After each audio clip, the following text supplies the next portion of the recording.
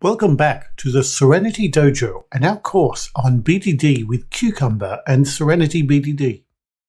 Today, we're going to look at how to organize your feature files and how to use Serenity BDD to produce not only test reports, but what we call in the BDD world living documentation.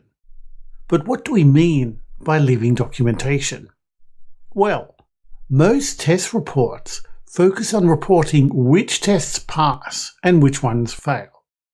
BDD reports also tell you about passing and failing tests. But rather than just reporting on whether your tests pass or fail, living documentation reports also focus on what your application is meant to do compared to what it actually does.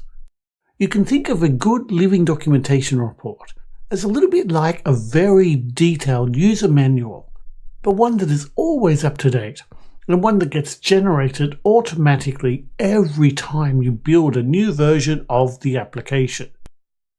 Good living documentation can be used by new team members to understand what a product does and how it works. It can be handed over to maintenance teams when the application goes into production, or it can be used as evidence for auditors to show that the application respects the relevant rules and regulations.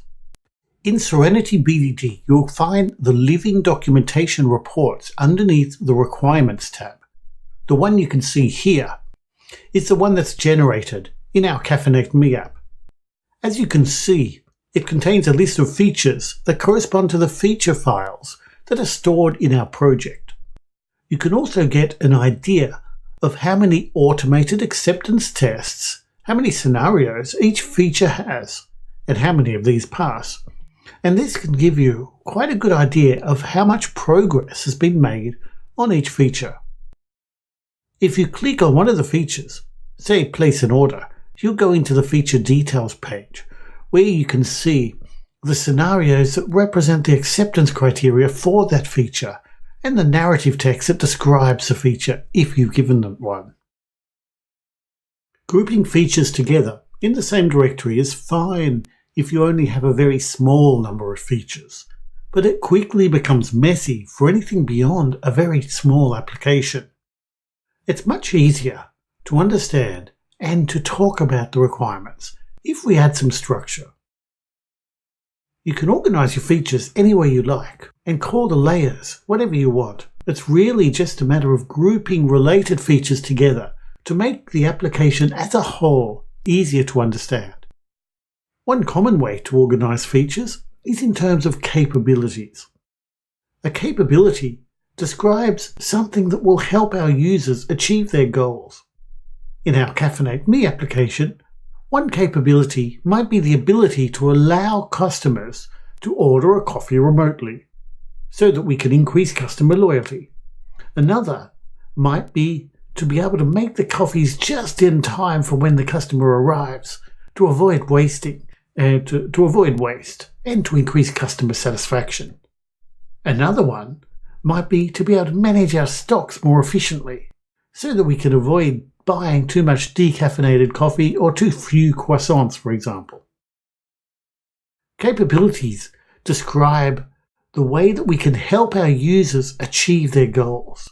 But to deliver these capabilities, we need to build some features.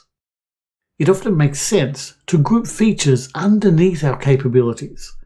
Like you can see here, place an order, complete an order, view pending orders are all things that help our users order their coffees remotely, and prioritizing orders so that the customers who are closest to the coffee shop get their coffees prepared first. Well, that will help us deliver our make just-in-time coffees capability. This is not the only way to organize your requirements in Serenity. You might be more comfortable with epics and stories, or with a 3-layer structure like themes, epics, and stories, or even with application modules. Remember, living documentation is first and foremost documentation, so we want to make it as accessible as possible for our audience.